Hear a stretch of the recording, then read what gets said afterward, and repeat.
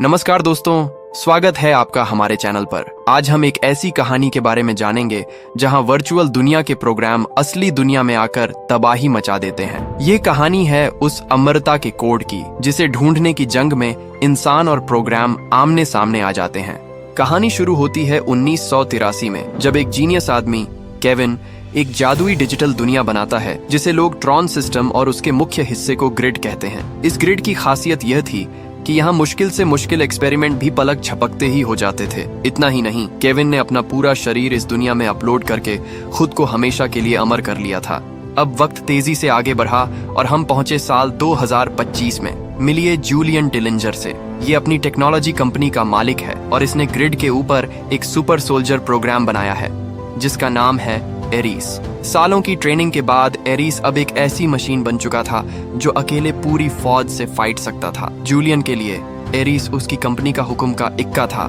Julian ने investors के लिए एक ग्रैंड प्रेजेंटेशन रखी। जैसे ही सबने सेफ्टी ग्लासेस पहने, एक बहुत बड़ी मशीन एक्टिवेट हुई और लेजर्स की मदद से कमरे के बीचों बीच एक आधुनिक टैंक बना दिया गया। जूलियन ने अकर से कहा, यह टैंक मैंने ग्रिड में बनाया और लेजर से इसे असली दुनिया में ले आया। एक बार बन गया तो इसकी जितनी मर्जी कॉपी बना लो।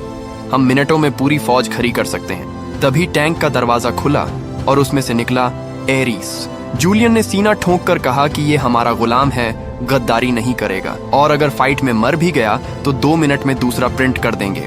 कमरे में शांति थी, तभी बाहर बिजली करकी। एरीस ने आसमान की तरफ देखकर कहा, लगता है बारिश होने वाली है। ये सुनकर सब हंसने लगे। बेचारे एरीस ने पहली बार असली दुनिया को महसूस किया था। इन्वेस्टर्स खुश हुए, डील पक्की हो गई। मगर जैसे ही एरीस बारिश में एक जुगनू को देखकर हैरान हुआ, एक झटके में वह और टैंक दोनों टुकड़ों में टूटकर गायब हो गए। असली दुनिया में यह प्रोग्राम सिर्फ 29 मिनट के लिए टिक सकते थे। जूलियन की माँ एलिजाबेथ ने उसे चेतावनी दी कि इन्वेस्टर्स को धोखा देना गलत है, लेकिन जूलियन को तो सिर्फ एक चीज चाहिए थी, परमानेंस कोड। यह वो कोड था जो उसके प्रोग्राम्स को हमेशा के लिए असली दुनिया में रख सकता था। ये कोड केविन ने कहीं छुपा दिया था ताकि कोई इसका गलत इस्तेमाल ना कर सके। उधर अलास्का की कंपा देने वाली बर्फ, हम केविन की बेटी ईव को देखते हैं। वह अपने पिता के सीक्रेट स्टेशन पर पहुंची। वहां उसे अपनी मरहूम बहन टेस का इमोशनल मैसेज मिला। टेस ने अपनी पूरी जिंदगी परमानेंस कोड को ढूंढने में लगा दी थी। अब ईव और उसका दोस्त सेथ इस मिशन को आगे बढ़ाने वाले थे। 4 दिन तक उन्होंने लाखों पुराने डेटा को छाना और आखिरकार उन्हें डीएनए की शेप का एक अजीब सा कोड मिला। कोड को टेस्ट करने के लिए उन्होंने ग्रिड में एक संतरे का पेड़ डिजाइन किया और लेजर से उसे असली दुनिया में ले आए। उन्होंने सांस रोककर 29 मिनट तक इंतजार किया और 29 मिनट बाद भी वह पेड़ टस से मस नहीं हुआ। उन्हें अमृता का कोड मिल चुका था। इसी बीच ग्रिड में एरीस दोबारा जागा, मगर इस बार वो डरा हुआ था। उसके दिमाग में जूलियन की वो बातें घूम रही थीं, मर गया तो दूसरा बना देंगे।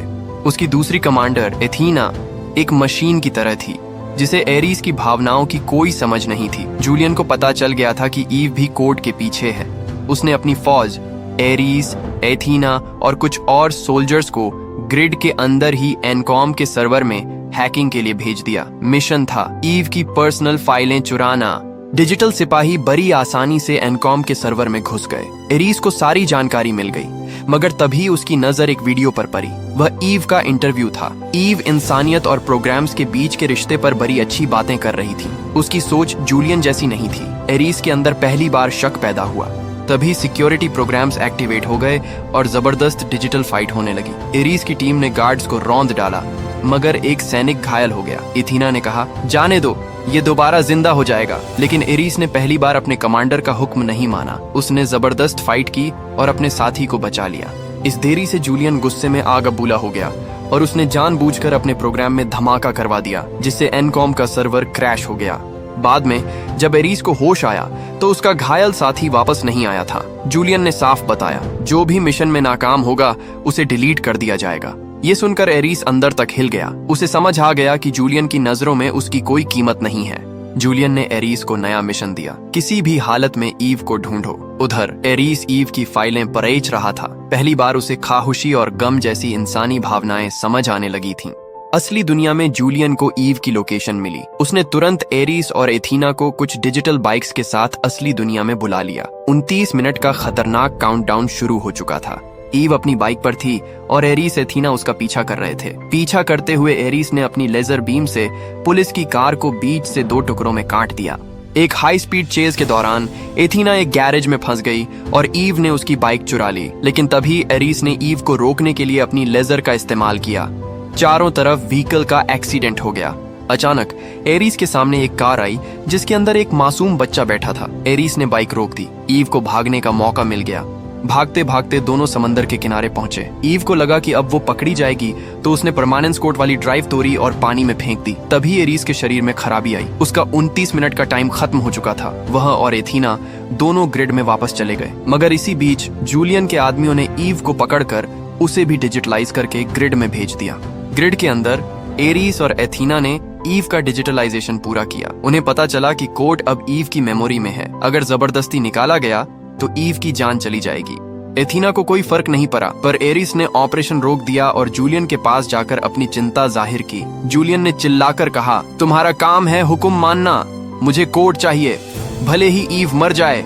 एरिस ने वापस आकर एथीना से झूठ बोला कि नए ऑर्डर्स आने तक रुकना होगा, मगर एथीना को शक हो गया। उसने तुरंत जूलियन को केहाबर दी और जूलियन ने गुस्से में आर्डर दिया, कोड ले आओ और एरिस और ईव दोनों को खत्म कर दो। एरिस ने ईव से पूछा कि वो किस पर भरोसा करे। ईव ने कहा, जूलियन पर नहीं, वो सिर्फ खुद गर्ज है, उसे किसी की परवाह नहीं। जैसे ही एथीना हमला करने आई, एरिस ने अपनी डिस्क से जमीन पर हमला किया और एक बड़ा सा छेद कर दिया। दोनों उस छेद से ग्रिड के अंधेरों में नीचे गिरने लगे। गिरते पड़ते वे एक बाइक चुराकर एक खास ट्रांसफर पोर्टल की तरफ भागे। एरिस ने ईव से शर्त रखी, तुम मुझे कोड दे दो, मैं तुम्हें असली दुनिया में पहुंचा दूंगा। मैं अब जूलियन का नहीं, खुद का भला करूंगा। ईव मान गई।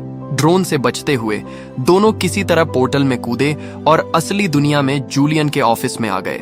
एरिस ने बाहर आते ही जूलियन के सभी आदमियों को कुछ सेकंड में मार दिया। जूलियन की चीखों को नजरअंदाज करके दोनों एक वैन चुराकर ऑफिस से फरार हो गए। जूलियन ने गुस्से में एथीना को भी असली दुनिया में बुलाया और उसे नया कमांडर बनाकर कोर्ट लाने का मिशन सौंपा। जैसे ही एथीना गई, एलिजाबेथ ने आकर जूलियन को थप्पड़ मारा और बताया कि बोर्ड ने उसे कंपनी से निकाल दिया है। ईव ने एरिस को बताया कि कोड की एक कॉपी केविन के पुराने सिस्टम यानी एनकॉम ऑफिस में है, पर 29 मिनट में वहां पहुंचना नामुमकिन था। उन्होंने चालाकी से एक तेज कार चुराई और ईव ने सेथ को कॉल करके डिजिटलाइजिंग गन लेकर आने को कहा। एनकॉम ऑफिस पहुंचकर जहां केविन का पुराना सिस्टम था, ईव को कोड मिल गया, लेकिन तभी एथीना पहुंच गई। एरिस समझ गया कि एथीना सिर्फ उसके 29 मिनट खत्म होने का इंतजार कर रही है। एरिस ने कहा, मुझे बाहर जाकर लड़ना होगा। वह विंडो से कूदा। ईव उसे मरने नहीं देना चाहती थी, इसलिए उसने बंदूक एक्टिवेट की और एरिस को वापस केविन के ग्रिड में भेज दिया। एथीना अंदर आई और बंदूक को तोड़ दिया ताकि एरिस वापस न आ सके। उसने ईव का पीछा किया। तभी छत से पानी टपकने लगा। पानी के एहसास से एथीना का डिजिटल शरीर उलझ गया और उसका टाइम खत्म होने से पहले ही वह ग्रिड में वापस चली गई। जूलियन के होश उड़ गए क्योंकि एथीना ने खुद को वापस भेज दिया था। उधर केविन के ग्रिड में एरिस अपने पिता केविन की परछाई से मिला। एरिस ने कहा, मुझे कोड चाहिए, सिर्फ ईव को बचाने के लिए। केविन उसकी इंसानियत से खुश हुआ और परमानेंस कोड एरिस की डिस्क में डाल दिया। एरिस को अब आजादी मिल गई थी। शहर में तबाही मची थी। एथीना अपने टैंक में वापस आई और ईव को पकड़ लिया। तभी रोड के बीचों बीच एरिस नए और आजाद सूट में वापस आ गया। उसने अपनी डिस्क से टैंक पर हमला किया और टैंक चकनाचूर हो गया। एथीना फिर से 2 सोल्जर्स के साथ वापस आई। तीनों और एरिस में जबरदस्त फाइट हुई। एरिस ने दोनों सोल्जर्स को गिरा दिया, पर इस दौरान उसकी डिस्क गिर गई। जब एथीना उसे मारने वाली थी तो ईव ने डिस्क उसकी तरफ फेंकी। एरिस ने डिस्क का इस्तेमाल किया और एथीना का हथियार बीच से टूट गया। दोनों में फिर से हाथ की फाइट हुई। एरिस ने एथीना का हाथ काट दिया और उसे खत्म करने ही वाला था। तभी अजय ने डिलिंजर सिस्टम के ग्रिड को हमेशा के लिए हैक करके उड़ा दिया। सिस्टम बंद होते ही एथीना टुकड़ों टुकड़ों में बिखर कर धूल बन गई, क्योंकि अब वह दोबारा जिंदा नहीं हो सकती थी। एरिस ने ईव को अलविदा कहा। ग्रिड सिस्टम को तुम्हारी जरूरत है, और पुलिस के पहुंचने से पहले ही वह गायब हो गया। आखिर में जूलियन गिरफ्तारी से बचने के लिए खुद को ग्रिड में कैद कर लेता है। ईव परमानेंस कोड का इस्तेमाल दुनिया की भलाई के लिए करती है। सिर्फ एक बटन दबाने पर खाना और दवाइयां असली दुनिया में आने लगती हैं, और एक दिन ईव को एरिस का पोस्ट कार्ड मिलता है। वह आजाद होकर पूरी दुनिया घूम रहा था, इंसानियत को समझने के लिए। तो दोस्तों, कैसी लगी आपको डिजिटल दुनिया के इस सुपर सोल्जर की कहानी?